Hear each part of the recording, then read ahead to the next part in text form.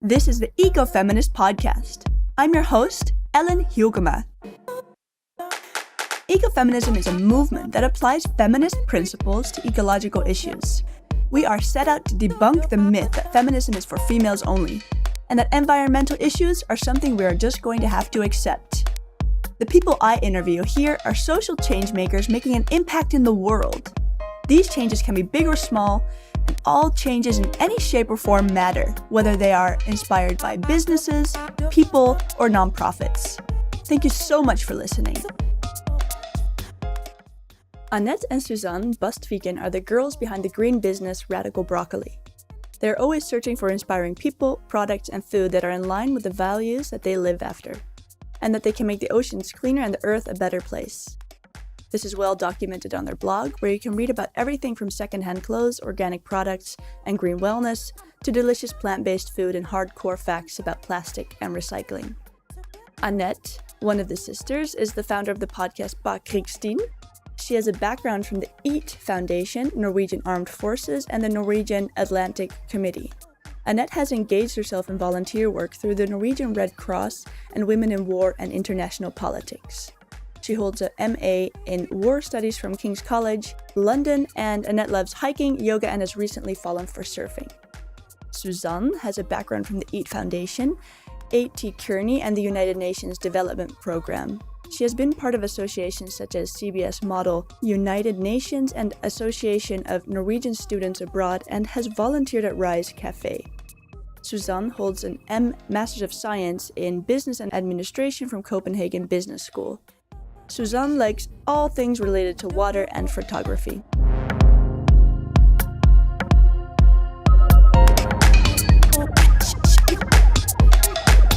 Welcome to the show, Anette and Susanne. Thank you so much. Thank you. So good to have you. All the way from Norway, where it's a lot colder than it is here, although it's pretty cool here as well. Yeah, it is very cold, but soon it's springtime, so we're looking forward. The days are getting longer, which I really love. And what I also love is that you're sisters, so thank you for being on the show. And can you tell me a little bit about how Radical Broccoli originates? Yeah. It actually started 2 years ago, or 3 years ago in 2015. And it had kind of a dramatic start because I had just finished my master degree. I lived in London and I came home to Oslo, started to work, and I had a lot of good things going for me. But all of a sudden I just felt super ill. I had digestive issues and I had no energy. And it was so bad that I would cry just walking from my bedroom to the bathroom to take a shower. And it was so exhausting. And then at that time, I'd never heard, or I thought I ate healthy, but I hadn't heard of vegan food. I didn't know what it was. I wasn't very interested in food in general. But I found this book by an American woman named Chris Carr, who's famous for sort of eating herself well, and she's very all about wellness. And so I read that, and that was our radical change. And then Susanne came home from exchange, and I think she thought I was a little crazy because overnight I had given up meat and dairy and gluten, and I was all in on this. But she decided to join. I did, because I was feeling like some health issues myself, some low energy and some digestive trouble. And I decided, okay, let's go and try this vegan thing for at least a week to be supportive. And I think I sort of encouraged Anette to write down her thoughts on a blog, because I'd seen many people do that. And so we went up to the cabin over Christmas, and then we just watched so many documentaries. We read all about like food, sustainability, and health, and the food system in Norway. And we kind of got angry and inspired at the same time, and wanted to share all this with everyone. So we made the blog, and we basically didn't share. I mean, we made the blog, but we didn't share the blog with anyone because it was super scary. Yeah. So that was a start, but then we only had it for like couple of months in 2016, I guess. 15. Yeah. And then we just stopped because we came back to life, sort of, Annette's job and my master's studies. Yeah. And then we had, we kind of gave it up a little bit. And then this past summer, we decided that it was time to just follow our dreams and actually do what we really thought was fun. But we've grown a lot since it first started, and I think we're much more secure in ourselves, and it's not scary to share what actually interests us now. But we eat plant-based, but we don't call ourselves vegan because we don't really live all the way vegan lifestyle. But it's now a lot more about sustainability and taking care of, first and foremost, yourself, and then you can take care of the planet. Yeah. So we've included, we're now not only talking about food, but we're discussing like the whole lifestyle, basically, and how to take better care of the planet, even through like your clothes, your products, and stuff you can do in your day-to-day life. Mm-hmm. Very cool. So what is the overall goal with Radical Broccoli? What outcome are you working to achieve?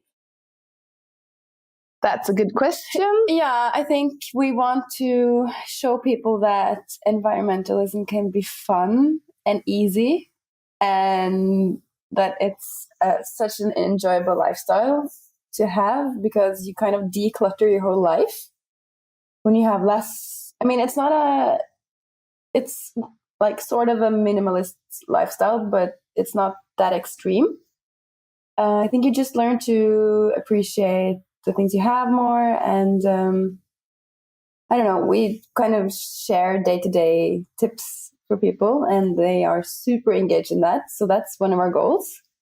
And of course we want to make a business that we can live off, and like we want to live and thrive and be healthy, and combine passions with business, and change the world a tiny little bit, if we can say that. Or a lot. Or a lot, yeah. Very cool. You're both avid surfers. A lot of surfers have passion for the ocean, and you do too. So can you talk a little bit about that passion and what you strive to achieve with helping the ocean? Yeah. I think for us, we've grown up around the ocean. Norway has a very long coastal line, and every summer we've been on sailboats, and both our parents worked in the Navy.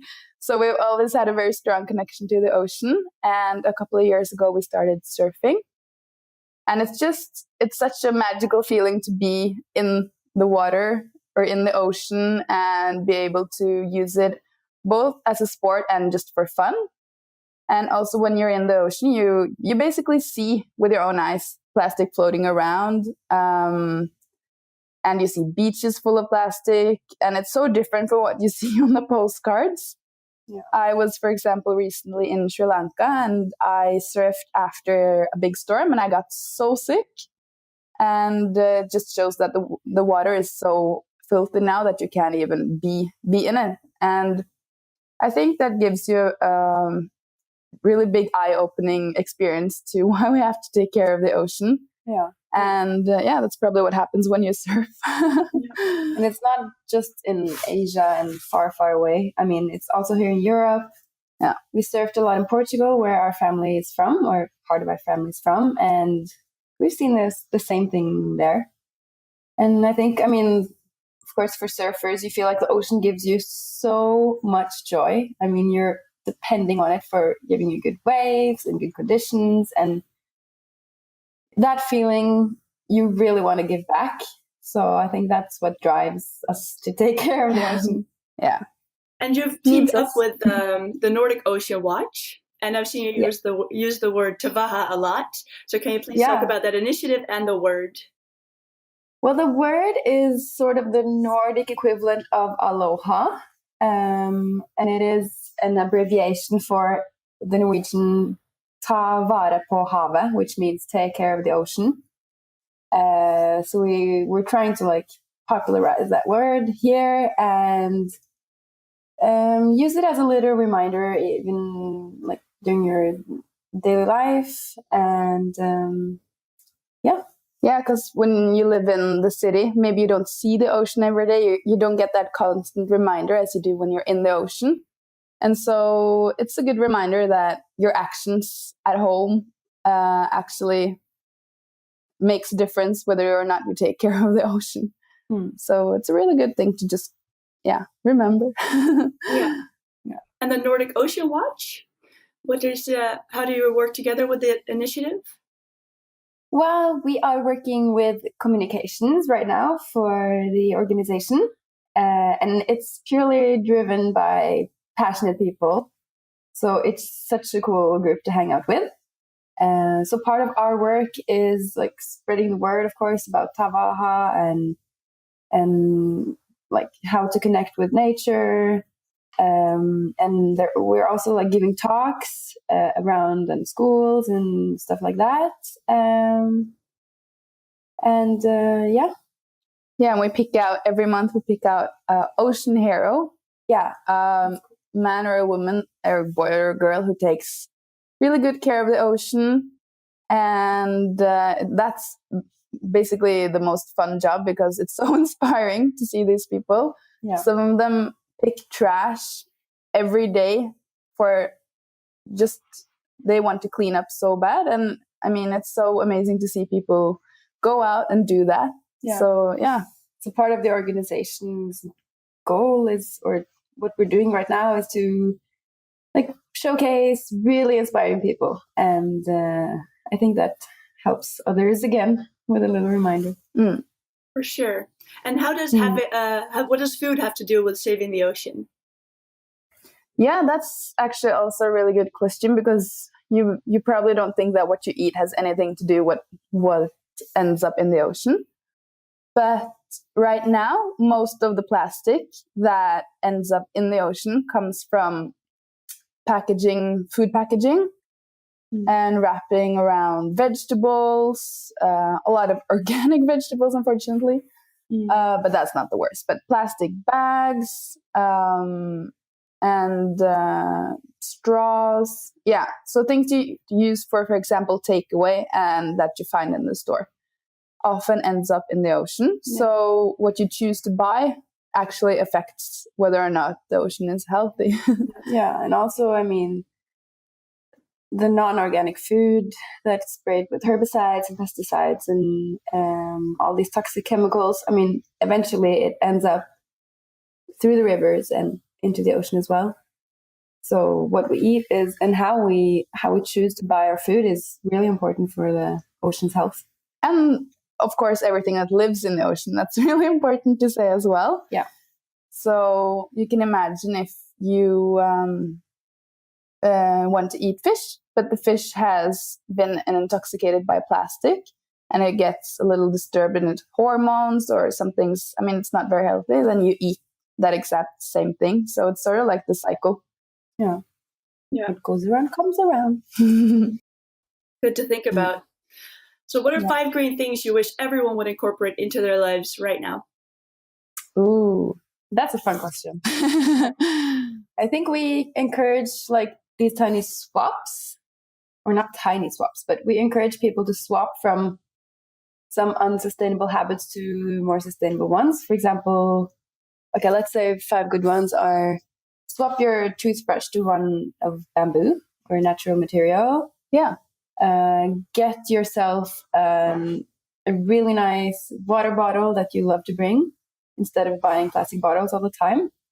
And the same with coffee cups. Like, get yourself a coffee mug.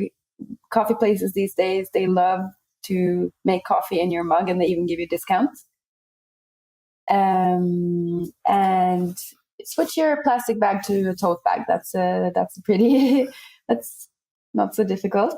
And I would say the 5th one would be to think about your cosmetics, because a lot of cosmetics contain microplastics, even some shampoos, and it's facial scrubs, and that's like you rinse it off and it goes directly into the drain and into the water filtration system, which eventually ends in the ocean.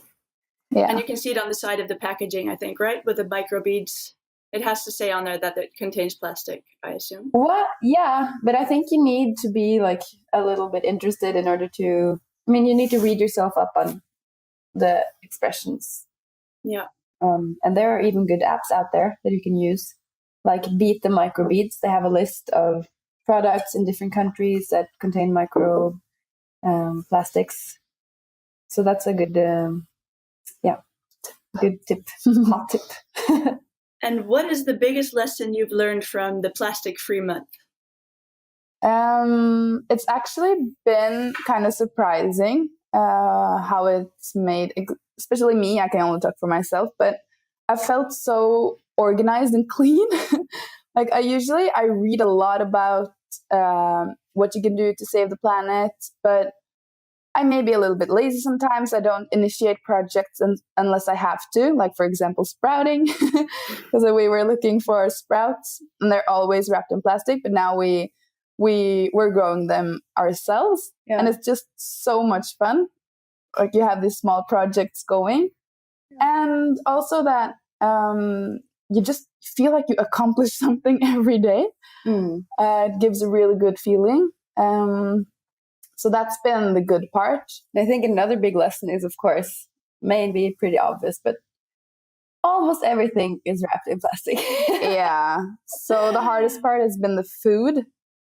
And it takes so much time, especially I think the first times we've been shopping now, because we had to go to 3 different stores to get everything we need. Yeah. And planning. Yeah, we can't go spontaneously to the store because you have to have your tote bag, or of course you can carry like 2 avocados in your pocket.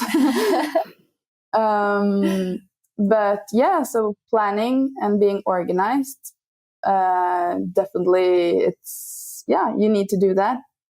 But the surprising thing has been this, I don't know how to explain it, just this good feeling of doing something every day. I mean, when we walked home from the store the first time we bought everything entirely plastic free, we were just like flying home because the bag was so pretty. I mean, the tote bag with all the cotton and the nice colors of the vegetables, and it was just like, yes. Who has a photo shoot of their grocery shopping, you know? Anette and Susanne just finished the plastic-free month, their challenge that they took on. What can you do right now to incorporate some green initiatives into your life? Maybe you can implement one of the 5 examples they have just given. Think about some small changes you can make for the improvement and the betterment of the planet. It's easier than you think. Yeah, and it's also actually normal. That's the way it always has been. It's just only recent years that we've been able to go to the store and just buy whatever and then just walk out with everything in plastic in a plastic bag. It's actually not very normal. Right. I know. So we need to go take some steps back. And go back. It does take effort, and we've lost that somehow, but we can go back there. So thank you for spreading that word, because we all should go back there. So how can we make environmentalism fun? Ooh, how can we make it fun? Well, yeah, it's kind of, we have to think about that, because we're passionate about this. So these projects for us are really fun. Yeah. Of course, there are times we also struggle, but I think we're like planet nerds. So we kind of love it anyway. Yeah. But I think that, for example, this plastic-free month that we're having, it's a challenge. And I really love a challenge. If somebody challenges me, I can't say no. And I get really competitive. And so for me, that's been really fun.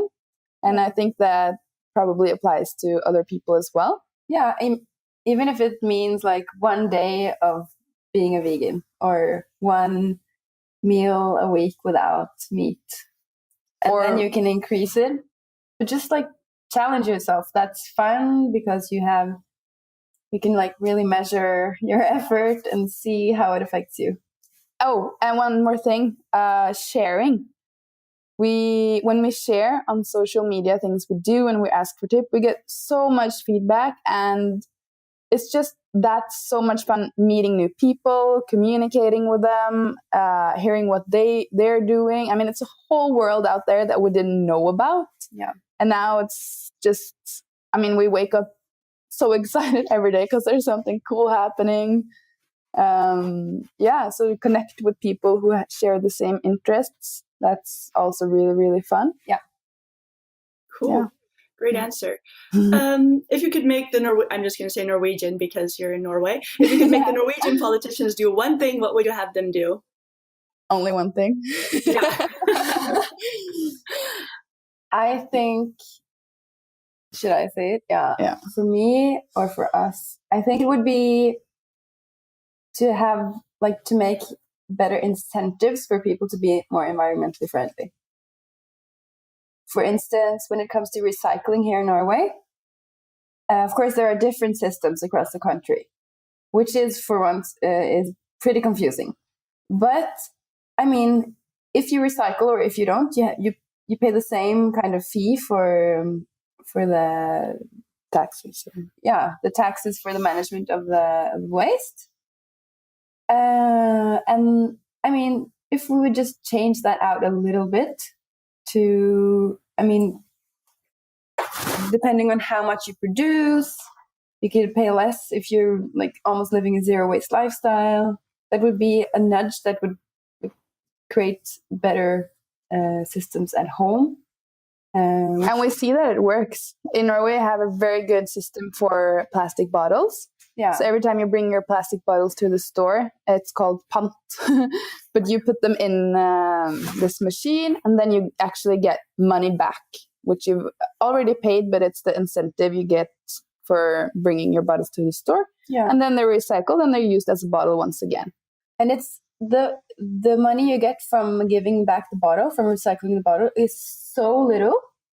But the fact that you feel like you throw away money if you don't recycle the bottle, it changes everything. Yeah. And if we could do the same with the whole recycling system, I think it would be such a huge change. So please, if you hear us, politicians.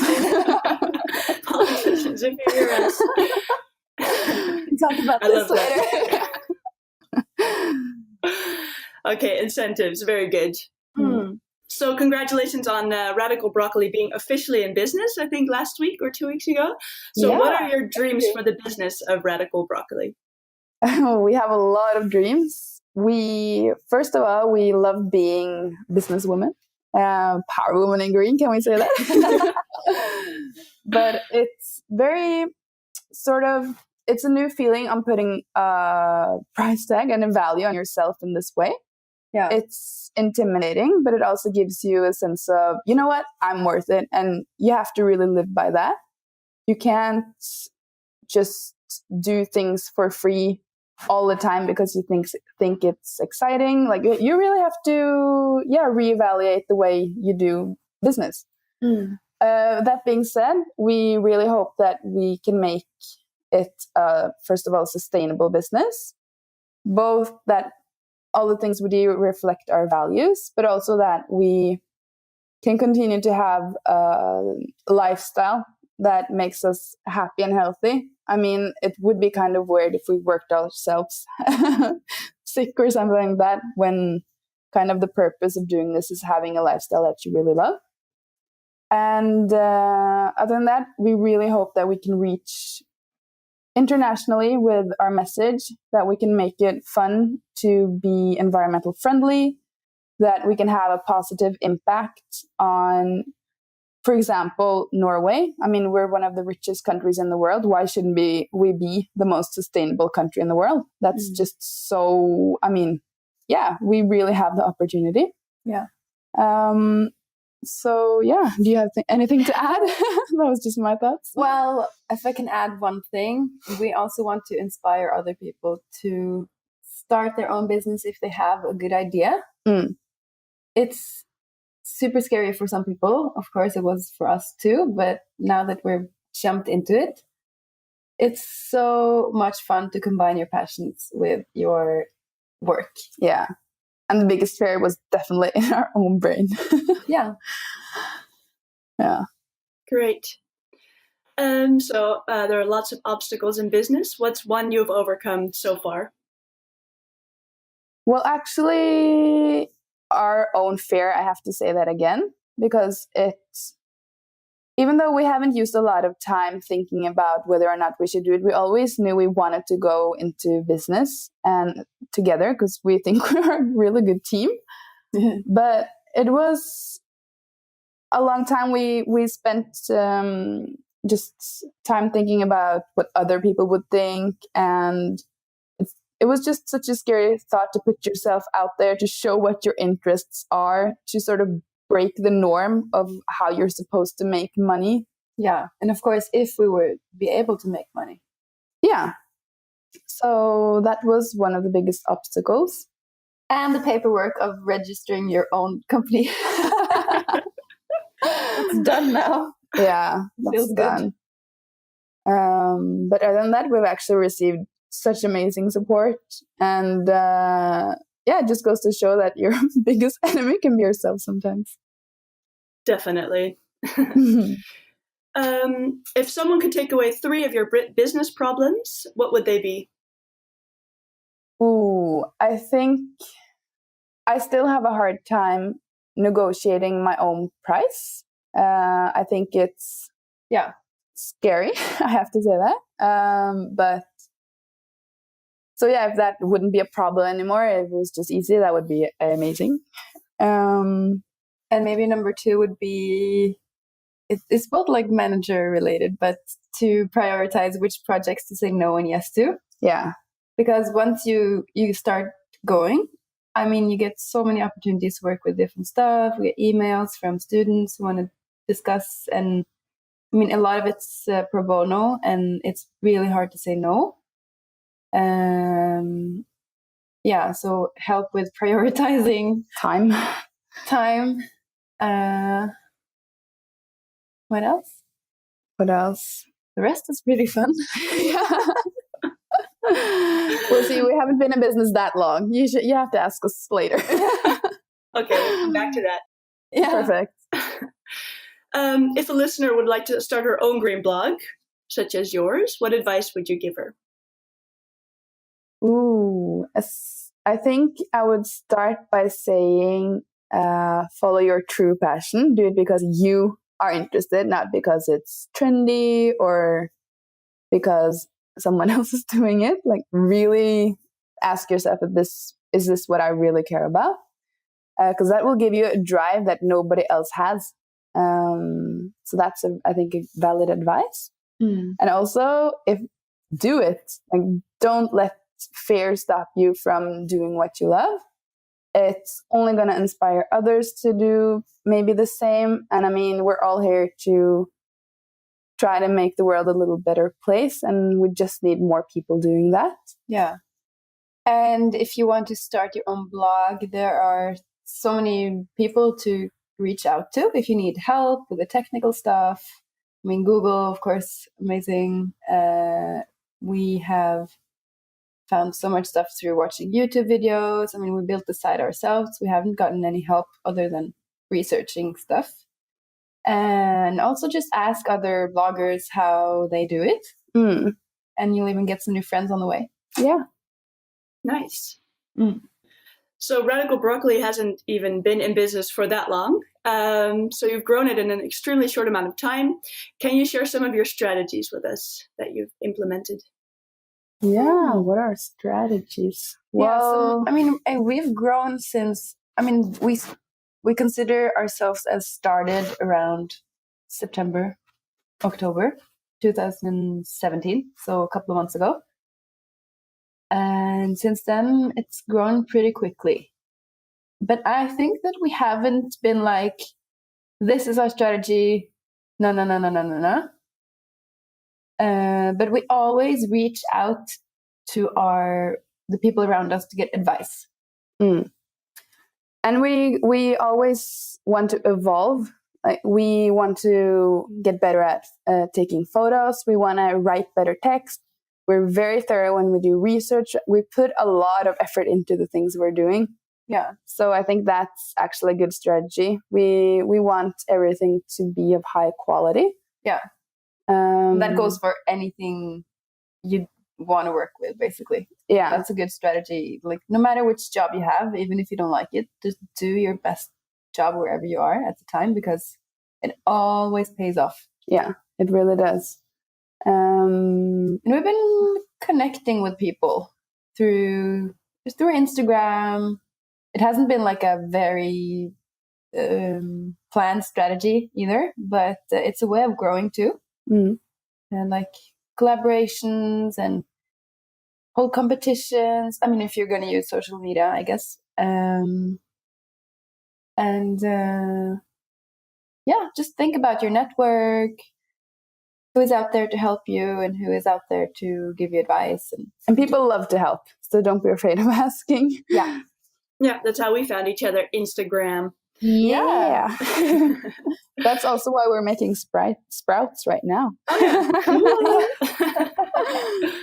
So maybe I always ask this question because I think it's a nice one to ask, and I think a lot of people have one of these. So a mentor or someone important in your life has maybe given you advice either when you were young or older or in your career, and it's something that you've really taken to heart. Do you have one of these, and what is it, and would you like to share it with us? Yeah, I have a favorite one, because I haven't understood what it meant until recently. And it was when I was around 14, I think.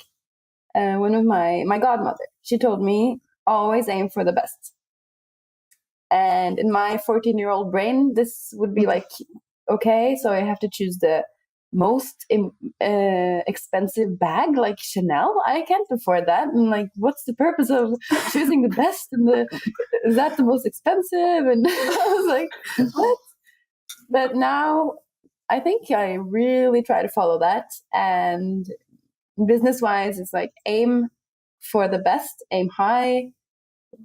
I mean, it sounds like, woo, sky's the limit, but it really is something to follow, because big things do happen if you dare to think that way. And yeah, do you want to share? I think one of the best advice I've ever gotten is that you have to take care of yourself in order to take care of others.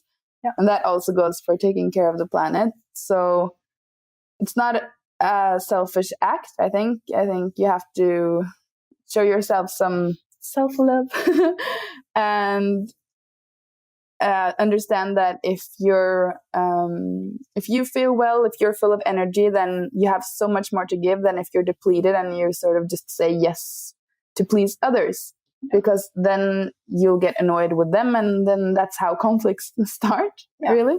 So if more people started thinking this way, I think, a lot of issues would have been resolved. Yeah, a lot of good things to happen. Yeah.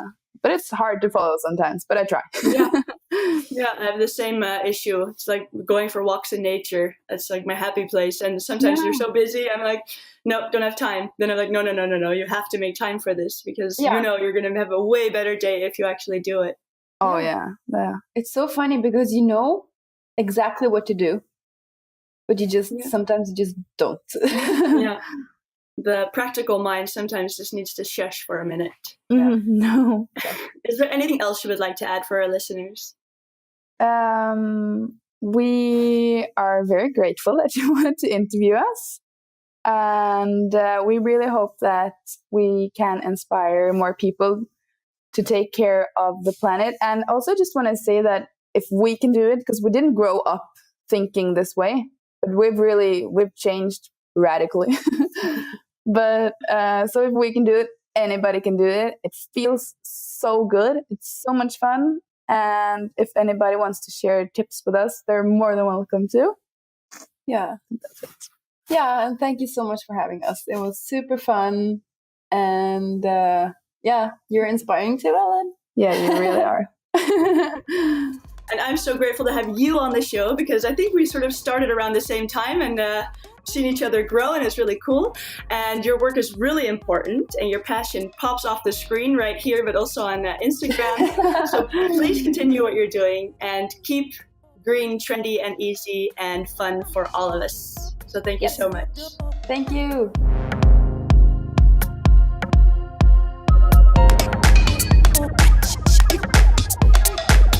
I really loved speaking with the sisters Anette and Susanne about this green business they just recently started. They've been in it for about as long as I have. And we share the same passion, and I think what we both have in common, or all three of us have in common, is that we went out and did it. And yes, there are a lot of fears that come with starting your own business, and these fears are real, and yes, there are threats, but actually, in reality, you can do a lot more than you think. And if you're just open and passionate and excited every single day about what you do, then this will pop off the screen, as I said, about their business, and people will love you and they will want to work with you. And collaborations are gold. So I want you to be inspired and follow your passion, and always know that you can reach out to me and talk about any concerns you have or anything, because I'm always here to help. So let me know what you think, and please leave a review about this podcast on iTunes. I need some more positive reviews on there, so if you can help me out, that would be awesome. And also just comment and share and always reach out to me, because I'm here and I'm doing this because I feel passionately about green business, and particularly women in green business, because I believe there's a future here and there's a silent movement going on, and you are part of this movement, and connecting with you is why I'm doing this. So don't hesitate to reach out to me. Thank you for listening. Let us know what you think by using the hashtag EcoFemMag, and catch us on Facebook, Instagram, and YouTube at EcoFemMag. And did you like this episode? Then please consider leaving a rating and review on iTunes. It means the world to get your feedback. If you want to reach out for collaborations, then send an email to hi@ecofeminist.co. Want more? Check out articles about social change, environment, nature, business, feminism, female power, beauty, fashion, and travel at www.ecofeminist.co. Thank you for listening, and I hope to catch you there or in the next episode.